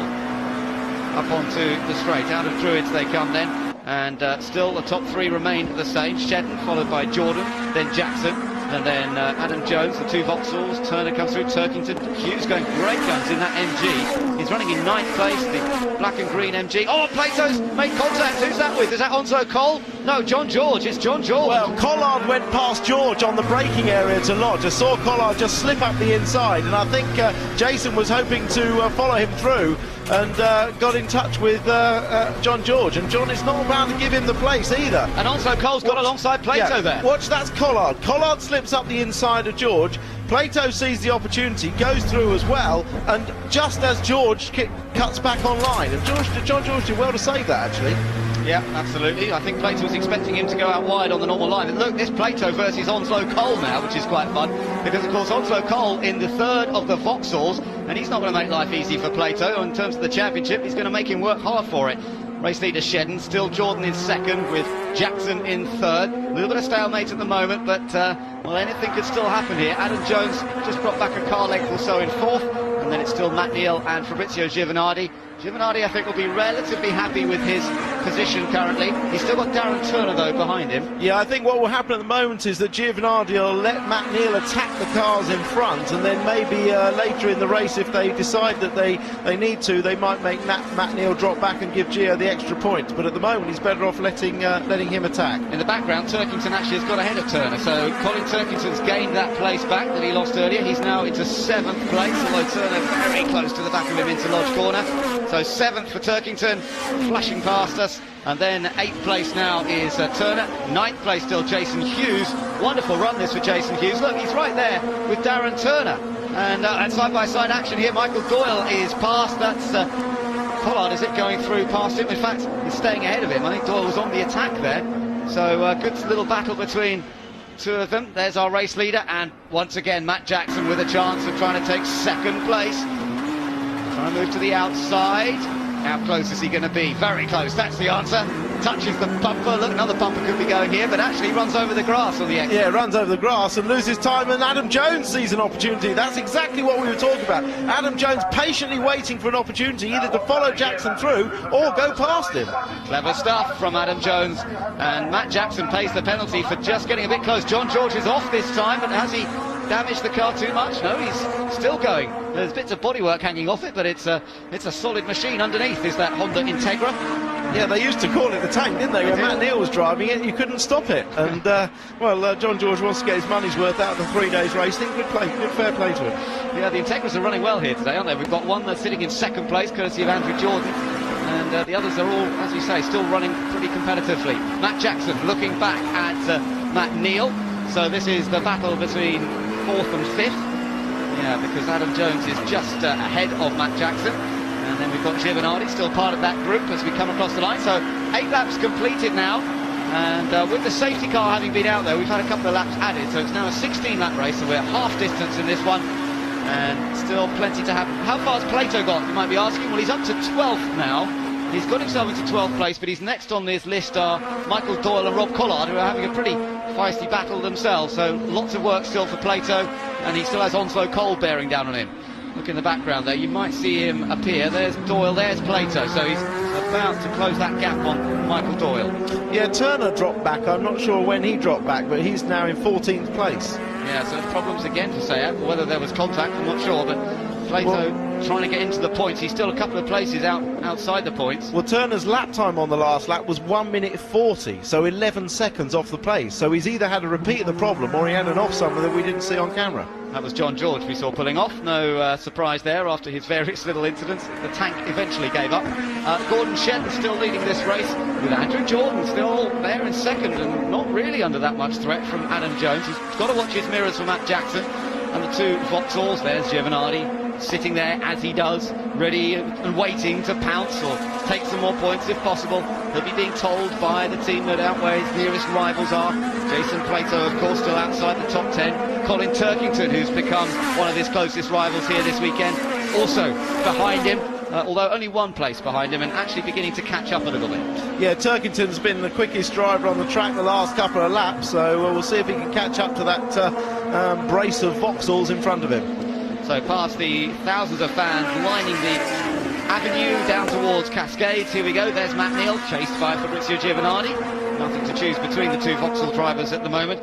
Giovanardi carrying a little bit more ballast because he finished 2nd in race 2, so he's carrying some 36 kilograms of ballast. Turkington's carrying maximum ballast, remember, because he won race 2 and yet he's still going fast. Yeah, and Turner's come through again doing the 1 minute 42 lap, so again some 12 seconds off the pace, so he's clearly got probably the same problem. This is Turner in the back of this group. Stockton and Bell got through. Stockton's door flew open. Slightly odd.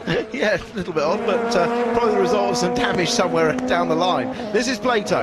Yeah, and he's caught Mickey Doyle now, who's in 11th place, and Harry Volkard in the Chevrolet, who's just ahead. Good to see these guys, because both of them have been racing hard all year long. We haven't seen a huge amount of them. You're on board with Jason Plato.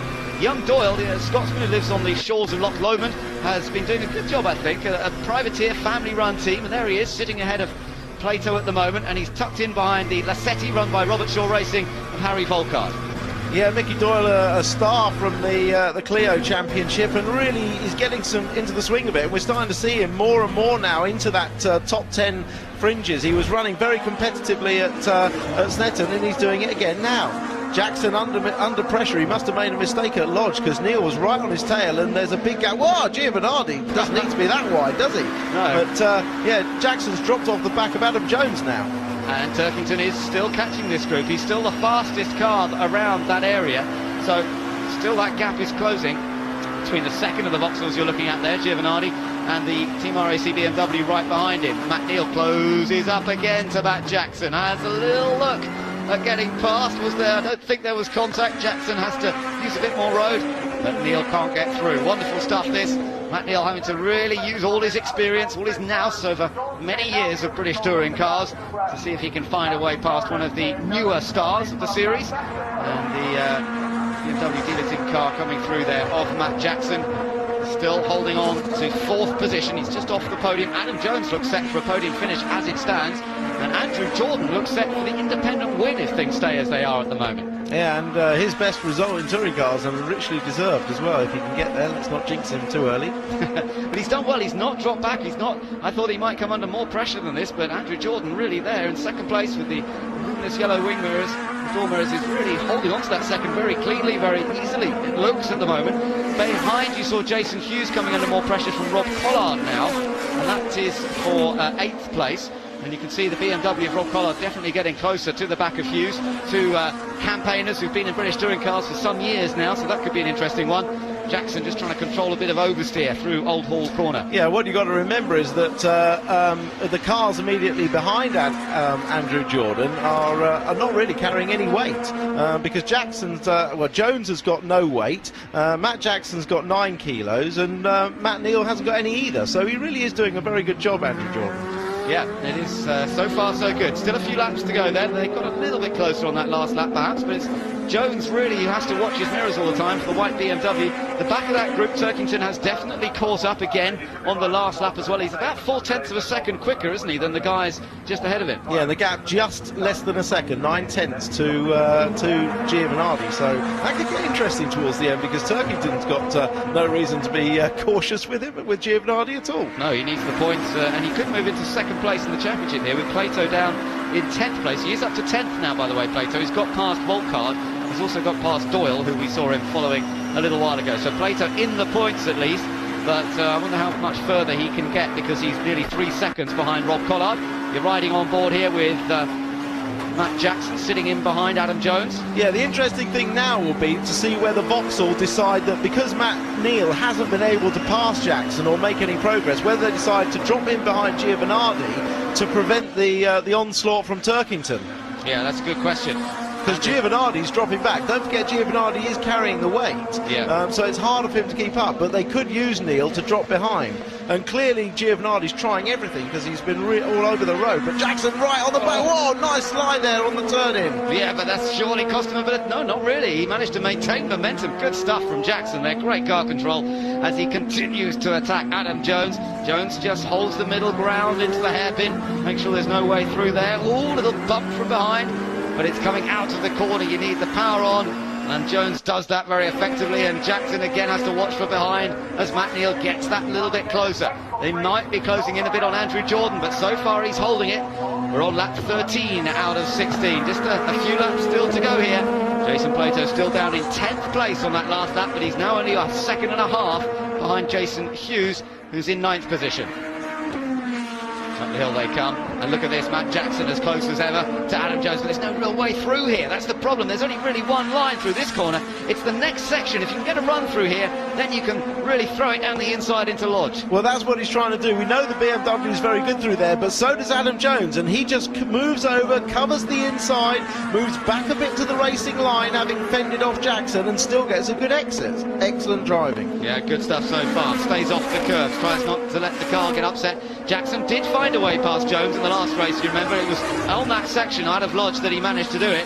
But Adam Jones at the moment is fending him off, so it's battle rejoined between these two. Bit of dust, and they're both still absolutely on it, as you can see, as they use all the curb and a bit more out of Old Hall down to Cascades. Through here about 75, 80 miles an hour, and not trying to run too wide on the exit, otherwise you end up on that big patch of grass. And now building up to again to about 120 miles an hour before getting on the brakes to the slowest corner, down to first gear here, really tiptoe round, and the Seat getting out of the way was Darren Turner, who's still limping round very slowly. Yeah, so he's just getting out of everybody's way, no problems there. And they get through the hairpin now, up to the fastest section really of the circuit, down the hill, nearly 140 miles an hour, back onto the brakes once again, but still no way through, and still tidally one line. Jackson a bit sideways in the middle. Rear tyres perhaps just working a bit harder now. Yeah, I don't know what happened with Turkington's charge, because he was less than a second behind Giovanardi, and now suddenly he's 2.2 seconds behind, so maybe he outbraked himself somewhere, but he's certainly dropped back, and with so few laps to go now, Giovanardi's not going to come under pressure. No, that's right. Plato has fastest lap in this race. That was set on lap 5, but he's still in 10th. He got it down to 3/4 of a second last time around. Here comes Jackson now. Can Jackson do it this time? This was where he managed to get Adam Jones on the exit of this corner earlier on today, but Matt Neal's right behind him, so he can't really afford to maybe take the same risks as he was earlier today, because he's in danger of losing his own place. Adam Jones gets close to the pit wall and eases it back out. Clever use of the road. It's very clever, because what he's doing is, although he's defending from Jackson, he's not costing himself too much in lap time, and that's what's enabling him to stay close to Andrew Jordan. It's really clever driving. Wow, Jordan, a big slide on the way in there. He's going to lose momentum. This is a good chance. Adam Jones is quick through here, and Jordan's going to have to defend very heavily. Matt Jackson may go around the outside. Yeah, opportunity for Matt Jackson because of Andrew Jordan's mistake, and he's gone deep into the hairpin as Jordan. Too deep, surely. He's passed by Jones, could be passed by Jackson as well. Andrew Jordan wants his first ever podium finish in British touring cars. He's lost one potential podium position, I think. He's trying to come back at him. Side by side into Nickelbrook. No, he slots him behind. Jones goes pretty deep. He uses the curve, does Jordan, and he's trying to keep them behind. There's still a lap and a half to go here. Andrew Jordan still desperately wants his first ever British touring car podium, but he's been pushed to third. Yeah, that was his mistake at Ireland. He ran wide. Jones got an excellent run at him. There are no tyres on now on the turn into the Nickelbrook chicane, thanks to Tom Chilton earlier in the race, and Andrew Jordan shortcut it to keep his third place. So he covers the inside. Watch Matt Jackson here. This is where the BMW is so effective on the exit here, and he's left the door open. Oh, that could have been a lunge from Jackson. Could have been a mistake, but no, Jackson couldn't actually capitalise on it. Right behind is still Matt Neal and Giovanardi. Are we going to see a swap around between those two as we go on to the last lap here? It's looking good for Gordon Shedden to take a victory. A victory at Oulton Park is something he's achieved in each of the last 2 years of British touring cars. He does love this place, and it'll be a real morale boost for Shedden, who's had a tough time over the last few races. But behind him is what we're watching, the battle for third, the final podium spot. Will it be Andrew Jordan, or will it be Matt Jackson, or will it be one of the Vauxhalls? Who knows, but Jordan's going to have to defend again, but will he run wide? He doesn't need to brake too late if you're on the inside, just need to make sure you don't. He's done it again, a little bit wide, but Jackson couldn't get inside. No, just managed to tuck it in that time, didn't he? Just got it turned in, and in fact, if anything, it helped him in the end, because he gained about a half a car length through that. There's Adam Jones still ahead of him. You know, this is going to be a wonderful result for Adam Jones in the Team Aircool car as well. We've seen him so consistent throughout the season in terms of scoring points, but Andrew Jordan still has his hands absolutely full here of trying to keep Matt Jackson behind as they go for that final podium slot. Yeah, I would love to see it. I'd like to see both Adam Jones and Andrew Jordan on that podium. They've both driven brilliantly this race, but Andrew Jordan really is hanging on by the skin of his teeth. He's got one more corner to defend. Let's see what happens. Gordon Shedden is going to win the final race of the day here. Adam Jones is going to take second place to match his best ever result, but it's 18-year-old Andrew Jordan who's trying to hold on for his first ever podium in British touring cars. Shedden is going to win the race. Adam Jones second and Andrew Jordan does it. It's the first ever podium for the youngster in the John Guest car. He's held off Matt Jackson. He's held off Matt Neal. What a drive. He held on to third place. Yeah, that's the GR Asia crew. Adam Jones' team celebrating a fantastic result for him as well. Brilliant, brilliant drive. Adam Jones matching his best ever finish. Gordon Shedden, great result for him because Team Halfords were desperate for a good result. They had a tough time here. They had a tough time at Snetterton. Well done to Gordon Shedden, particularly before we go to his home circuit, Knock Hill. Yeah, that'll give him the boost he needs when he goes to Knock Hill. He is very, very good round there. Obviously, he's spent half his life there, but an accomplished victory. He made a good, strong pass to get the lead and just gradually pulled away. Good stuff, Gordon Shedden. And I know he was feeling pretty low after Snetterton when things went wrong. He knows we're watching him, and he's done a mighty job. And there's Mike Jordan. What it must feel like for him to be talking to son Andrew on the day that he scored his first podium. You know, Mike got a podium here a few years ago, didn't he? A couple of years ago. That was a brilliant drive as well. But, you know, I know for a fact that team, what they've been wanting most of all this year is just to get a podium finish. That is their team's first podium of the season, and it's been done by the youngster. Yeah, and I don't think Mike will begrudge it him at all. Great stuff once again.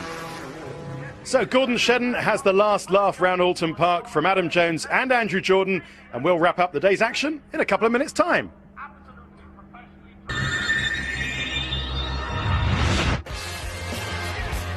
Welcome back to Oulton Park. Now, Tom Chilton's been trouble all day, quite frankly, and he caused more aggro by causing this crash. Fabrizio Giovanardi, who were on board with, got away with it. Plato didn't, but still came through to finish 9th place.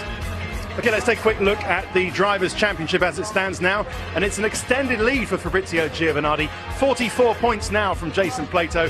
Colin Turkington's third, Matt Neal fourth, Matt Jackson fifth, and Tom Onslow-Cole down to sixth. In the Teams' Championship, still very comfortable for VX Racing. Seat Sports still second, Halfords, Team RAC, and the BMW Dealer Team UK in fifth.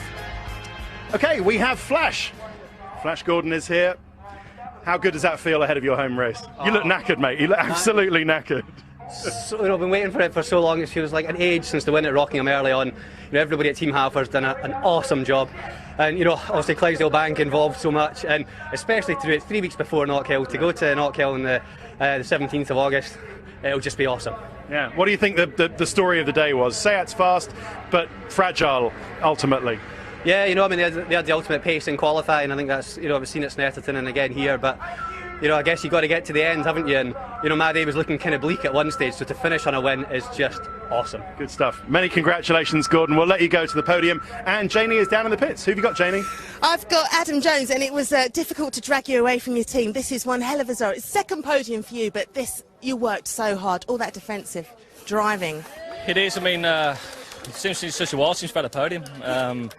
Obviously, we was disappointed after Snetterton. We didn't quite have the pace all weekend, and on the Sunday, we're just so pleased for everybody. Such a team effort. But I was just trying to push in front, but at the same time, you're looking in mirrors behind. So I'm trying to do two jobs at once, and it's not difficult when you're up against these guys. But I'm just so pleased. Well done to you. I've just got to have a quick word with Andrew Jordan. Andrew, this is the best result for you. I can see it in your face. 2 quick words from you.